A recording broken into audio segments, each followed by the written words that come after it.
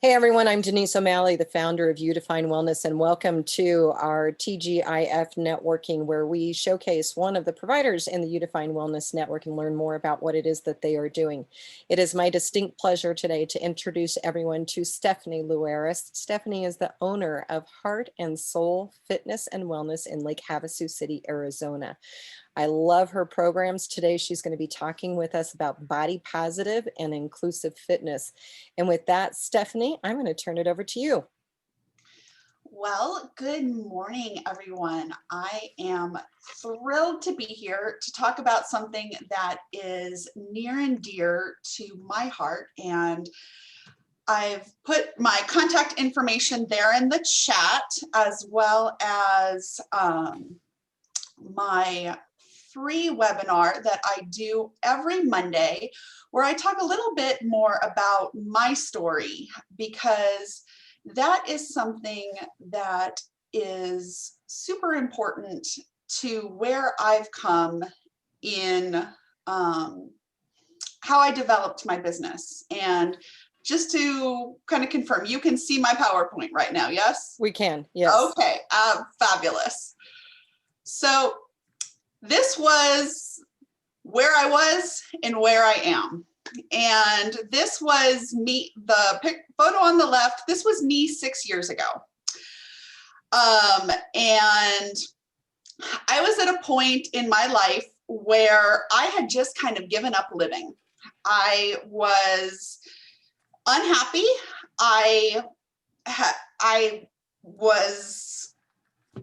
I've been overweight my entire life. I am the statistic that 95% of diets fail.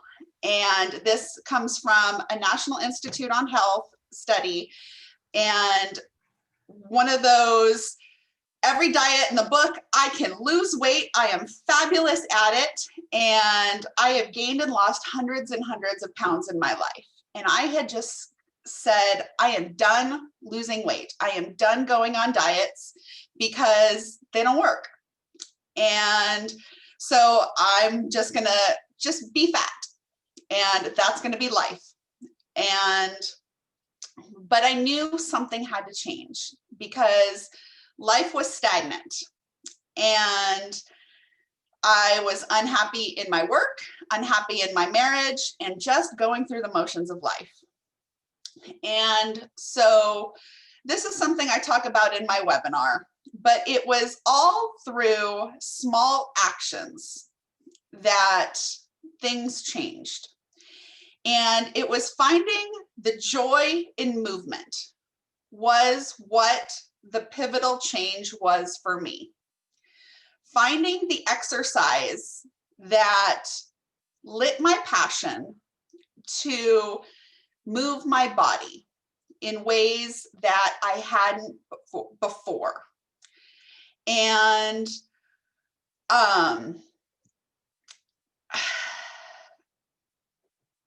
it's one of those things that I really am extremely passionate about with my clients, because in finding that fitness that worked for me, I don't work with people in saying, this is what's going to work for you. Somebody walks in my office and says, I want to lose 20 pounds. Okay, well, here's your diet and calories plan.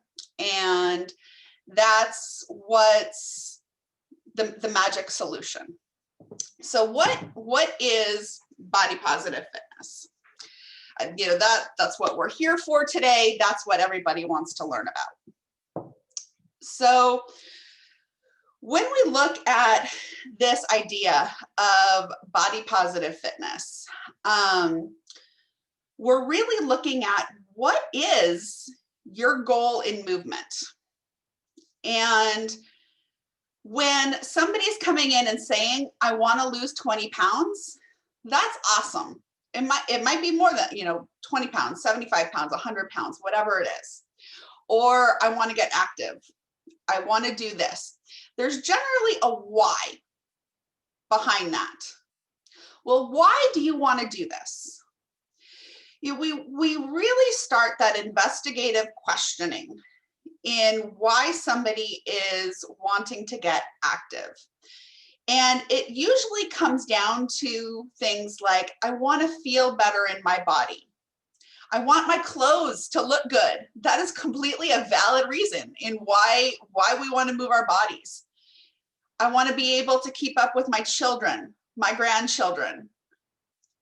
I want to be able to get up off the floor if I fall. Things like that. We get into some really vulnerable places when people look at the reasons why they want to become active. And so in that, it's then developing a plan in what is it that is sustainable for the client in the activities that they're going to do. Not everybody is adaptable to the large box, the big box gym atmosphere. Not everybody is going to go to your Planet Fitness type studio. It's not a comfortable atmosphere. People enjoy working out at home or being outside or coming to a smaller studio. Understanding what is the space that makes it safe for somebody to come and exercise. What is that safe environment for them to exercise? If they've never exercised before, if they have health limitations, size limitations, ability limitations, what is that safe environment to exercise? And so we really have to look at what are the things keeping you from exercise, and how can we start to get you into a place where you're able to exercise, you're willing to exercise, and what are the things you're enjoying? You're not going to enjoy a high energy aerobics class day after day if you've never done the moves, if you're not somebody who's highly coordinated and into the dance moves, enjoying the music, things like that. You might be somebody that's really centered on something like yoga, that's slow paced, that's focused on the breath, things like that. Someone like me who enjoys the long endurance sports and being outside in motion, I don't like strength training. So I don't like lifting weights and things like that. So my strength training looks very different. I'm not lifting weights all the time. I do a lot of body weight resistance type things. So it's understanding what feels good and how can we adapt exercise to really fit the body, do the things that we enjoy, and still get those results that we're looking for. And also looking at the barriers that we have to fitness. It's things like our schedules. For some people, it just might be a matter of time. Is this somebody that's having to work out in their office between meetings or schedules? And what does that look like for them? And, or for some people, it's even as, in our opinion, it can be a small thing, but for the client, it's this giant hurdle of, what do I wear to work out? Because they can't walk into a store and buy workout wear off the rack because it's not available in accessible sizes. So it's sourcing workout wear in inclusive sizes, because that's not something that's always been available until recent years. And thankfully we have brands that are becoming more aware of this and starting to provide these things in a larger array of sizes, but it's starting to be aware of that, be sensitive to that, and provide these things for our clients. Providing accountability. Sometimes when we have people that are just starting a fitness routine, coming into an area of movement that they haven't been in before, they're highly motivated. They know they want to make a change. They're excited about it, but the excitement wanes. And so we bring in this piece of accountability where it's not the cheerleader. It's not the, yes, let's keep going, let's do this, every day, but it's reminding them of their why. Reminding each person, this is why you've chosen to do what you're doing. Okay, maybe this isn't feeling right today. This part isn't working. Why isn't it working? What can we do to adapt this so that you're going to continue on?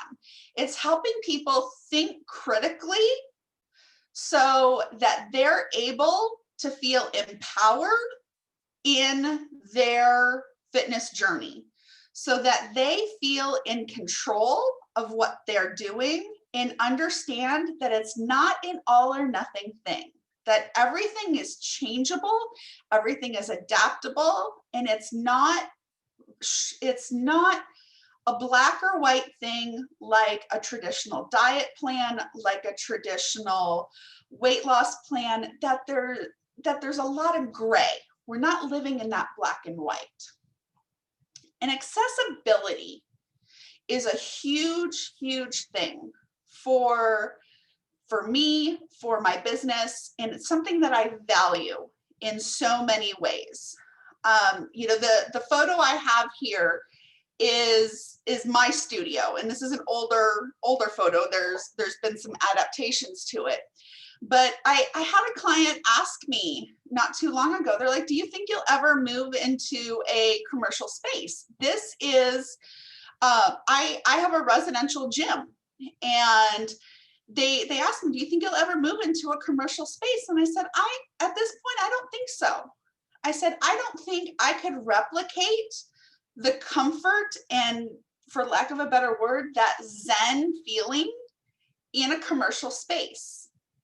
Because the communication that I get from the people that I see in person is that they like that home feeling, that comfortable feeling when they're coming in person, rather than that sterile feel in, obviously it's sterile in my studio, but that sterile, that branded feeling walking into a commercial gym. And so, providing an accessible place, but also how can fitness be accessible to people? In time, I talked about people who are working out with their schedule, whether they're professional, whether they're busy moms, fitting it into the day, morning, noon, night, whatever that looks like. And also price point.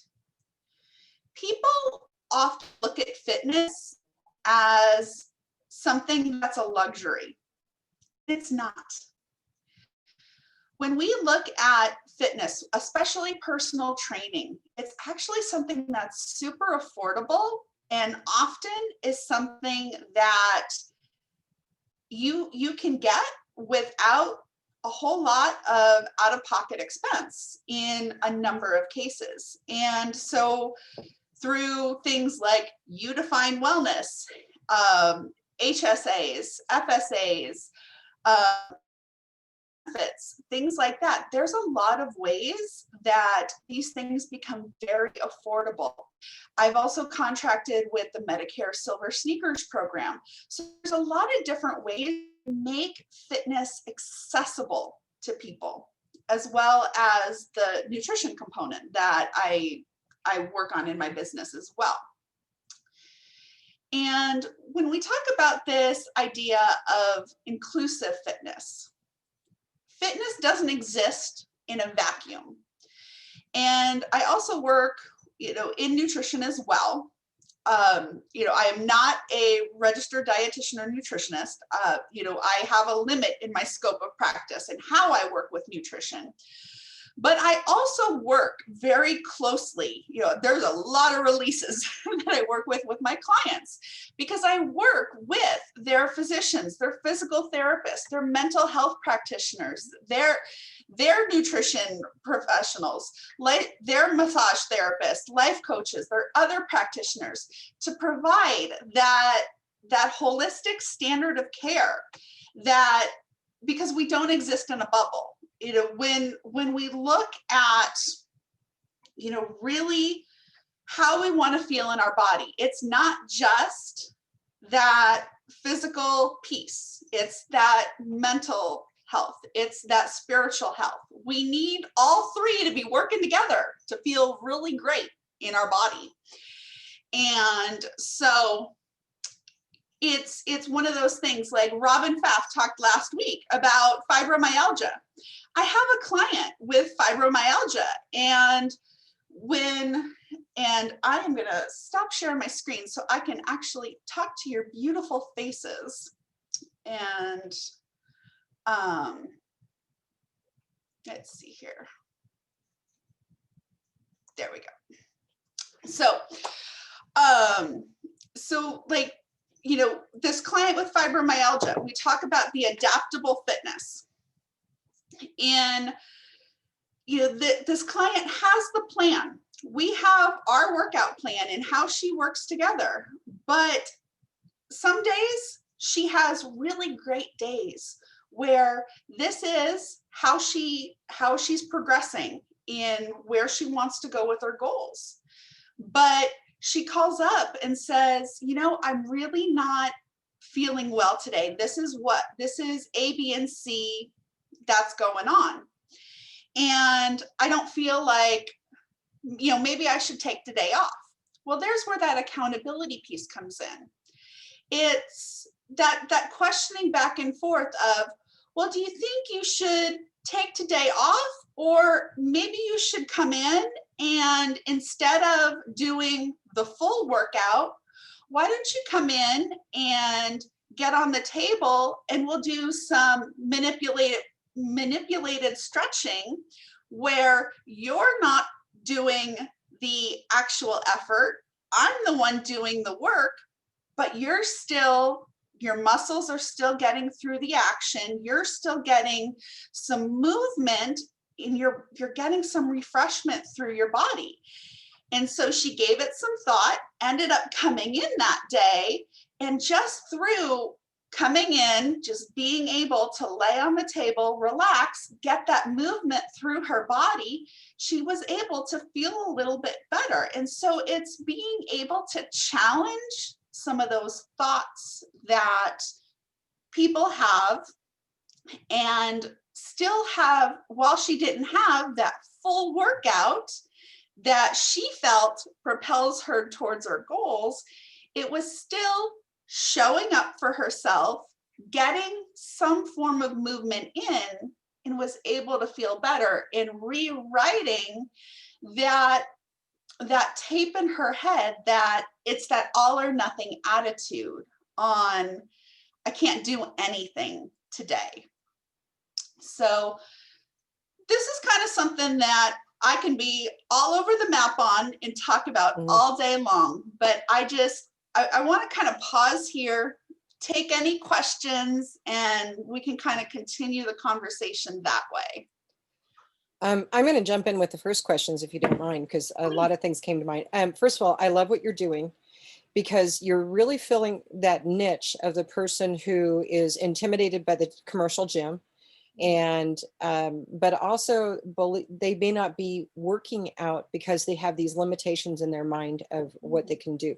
But that's actually not where my question is going. I love the fact that you're talking about the inclusiveness, where you're bringing in other practitioners for help, because I want to talk about your own story a little bit. And, one of the things that I have said, and I'm a reformed insurance agent, if everybody doesn't know that. So I'm not a fitness pro, but one of the things I do know, having dealt with my own weight issues over the years, is that, to me, half of weight loss is up here and having to deal with that because there's, and you, holy cow, the transformation that you've had in your own life. I know you've had to deal with these things. Mhm. So how do you find the support mechanisms? You're identifying where it is, but how are you finding the support mechanisms for your client, like an introduction to a mental health professional who understands and shares and is in alignment with your philosophies? How do you find them? And then how do you introduce that person to your client in a way that they'll accept it?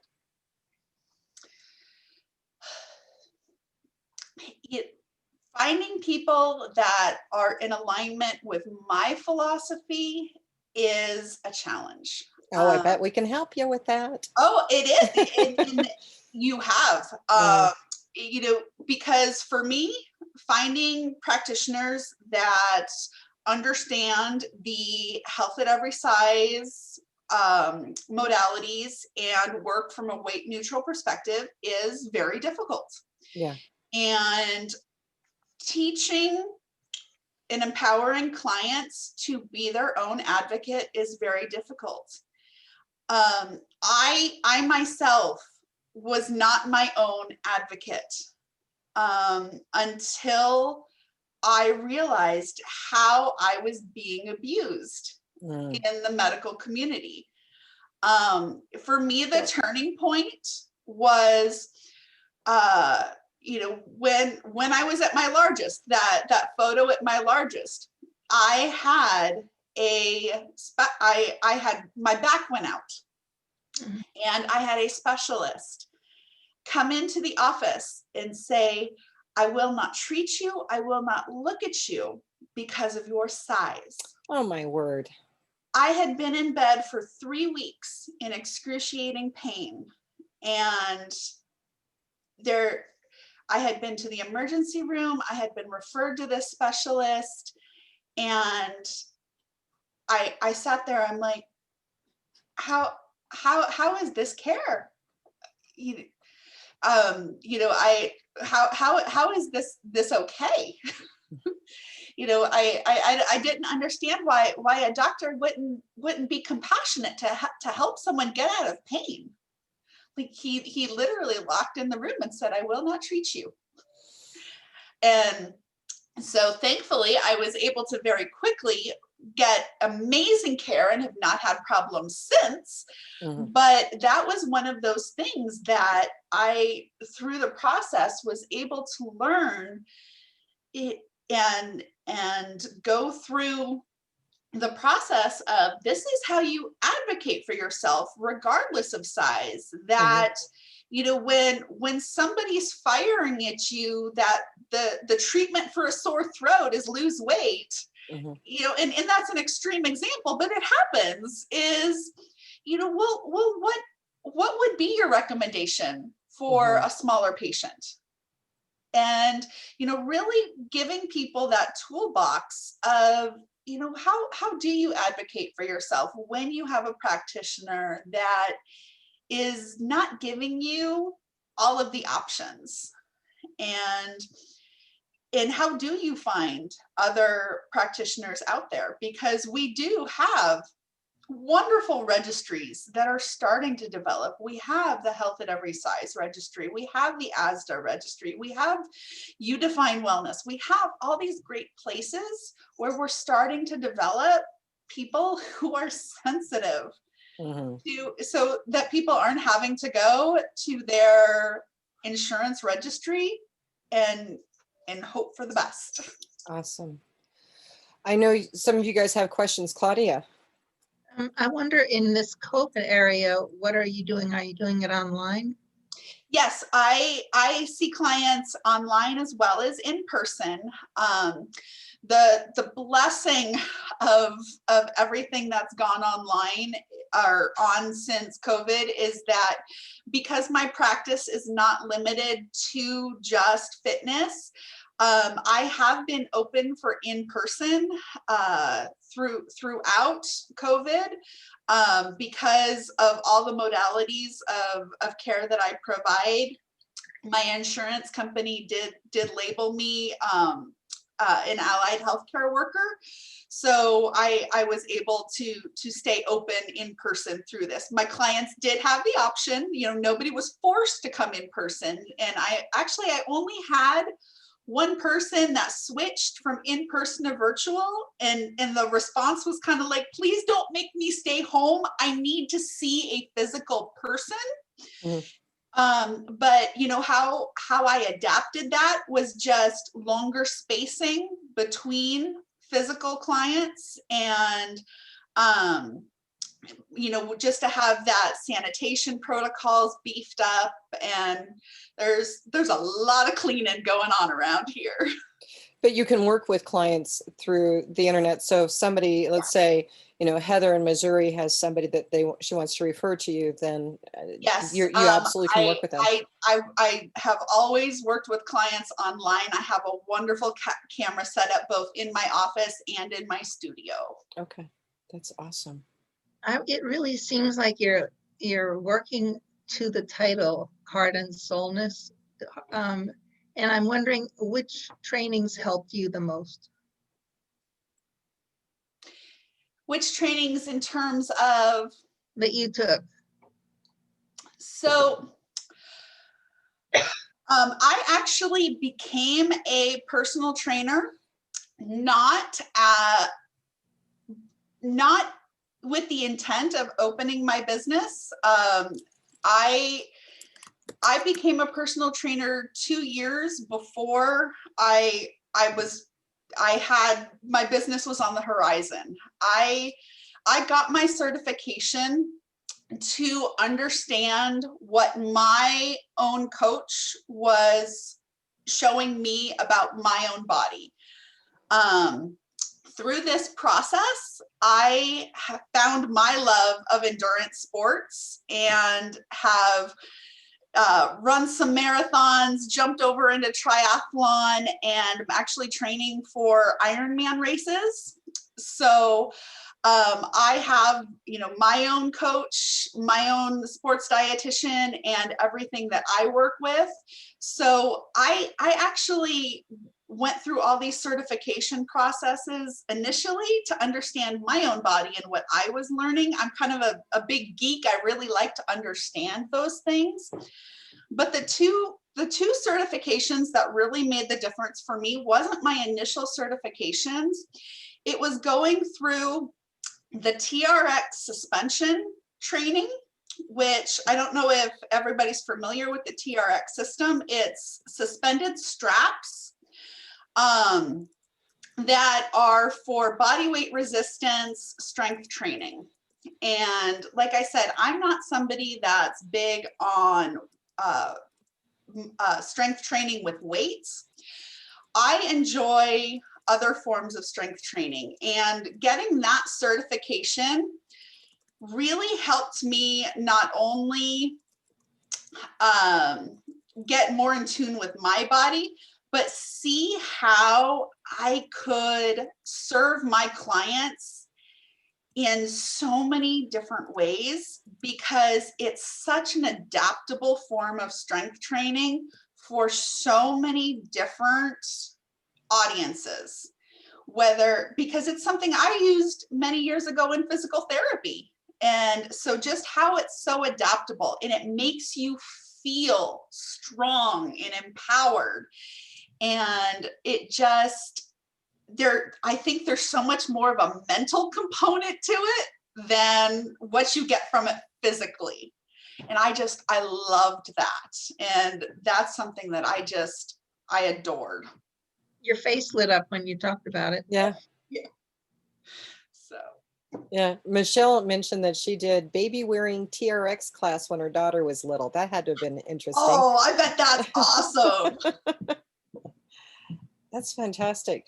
So what is a good referral for you when somebody, we're talking to practitioners here, so how would they identify somebody that would be a good person to connect with you? So the best referral for me are the people that are feeling hopeless or overwhelmed or are just done with traditional diets or feeling a little bit aimless in looking to get active or overwhelmed in the fitness arena. Also, the people that are coming off of traditional physical therapy, whether it's from an injury, from an illness, or something like that, and looking to transition into a regular fitness program or back into their fitness program, there's always that bridge where you've been in physical therapy, so you've had that guidance, but you're a little bit afraid to kind of go at it on your own. There's that bridge where it's still nice to have that little bit of guidance. Awesome. And you said you have a free webinar every Monday? Yes, every Monday I'll post that information again. Every Monday I do a free webinar, Change the Plan, Never the Goal, where we talk about really a lot of goal modification. You know, we're all smart people. We know how to set goals, but 2020 is the prime example. We've had to do a lot of adaptation of where we're of how things happen. We don't have to give up what we want, but sometimes it's how are we going to get there? And so we look at the different ways to just tweak things along the way to still get what we want. And so that happens every Monday. The time changes each month so that it's still accessible to everybody. So it happens different times a day each month. And so you can register there at that link. Fantastic. Other questions for Stephanie? Yeah, Heather. Yeah, I know you mentioned having a client with fibromyalgia. Do you deal with a lot of clients that have a lot of autoimmune stuff, serious? Because I feel like they would be good clients, particularly to work with you, that are struggling to work out because of all of their day-to-day illnesses. One day they wake up good, the next day they wake up just bedridden. So do you have a lot of those types of clients?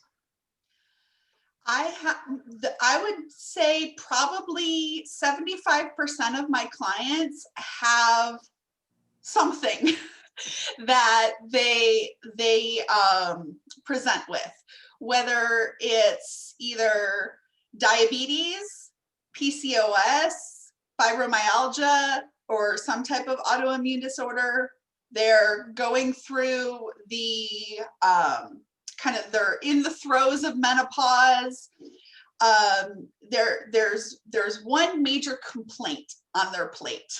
And so there's something that we're working around, we're adapting with. You had mentioned that you're finding the resources for it. And I just wanted to reemphasize here so everyone knows that we have ways for when you have a client who presents with something and you know that you need to find someone else. Boy, I'll tell you, the platforms we have on Facebook is a good way to find a resource or advice and guidance. And those are the posts that I absolutely love when someone says, I have this client who presented with this. It's a little bit outside of my scope of practice, not sure what I can do, who can help me, and then the dialogue that takes place. So trusted resources are absolutely out there. Another thing that I wanted to mention is that and I don't remember the date that it is, and I'm going to see if I can find it real quick. On the 29th of December, Michelle Jolly, who's our Wisconsin sales director, she has been doing something that I think is absolutely fantastic. It's called a crowd diagnosis session, where she either takes a case study or they create a fictitious case study. So it's an actual or it's a fictitious. We also are open to having somebody who wants to be the case study and attend. And we invite providers of all different types of modalities. Anybody who's in health and wellness can come, and we talk about it. And what I love about it is what is happening in these TGIF networking meetings is that your eyes can be open to the possibilities. So the last one we did was on sugar cravings, and somebody who was addicted to sugar and getting them off of it. And we had, I can't remember who else all on the call, a registered psychotherapist, we had health coaches, we had spiritual, we had all kinds of different things that were there. And they were able to talk about it and say, well, I have clients that present with that, and here's what I do with them. So it was, again, another eye-opening thing. And so if that's not on our calendar for Healthy Living Practitioners, the Foundations for Success, I'll make sure it's there. But it is the 29th of December from 1 to 2:30 p.m. Mountain Time. So 2 to 3:30 p.m. Central Time. And it's another great way to just expand who your resources are for, when we're working with our clients, because the fact of the matter is that consumers out there don't know where to go. We're doing something about it. You Define Wellness. We have a new employee benefit program that's going to be coming out here very, very soon. And it starts with an individual well-being assessment that they take, and then meeting 4 times a year with a wellness pathfinder who can help them find their path for the 12 well-being sessions that their employer is subsidizing through the course of the year, and the wellness education talks that we bring in. So we're really supporting them and helping them see, if you don't know where to turn to, boy, we know the people to turn to. And so we're pretty excited about that. The timeline on it is up in the air still. We are shooting for January 1st. We are in a fundraising campaign right now at You Define Wellness. I am not doing a GoFundMe. I want people to get something for their contributions. So we have a number of options from joining our provider network to scholarships, so somebody else can join our network who can't afford to the actual products that we have in place, including the individual well-being assessment is available through there as well. We are also accepting donations that will go towards scholarships or to help the underserved in the community. So I invite you to take a look at it and share, because the more we raise, the faster we're going to be able to get this program launched, where there's just a few things that this is going to be funding that go towards that launch. So definitely invite you to do that. With that, I'm going to stop this recording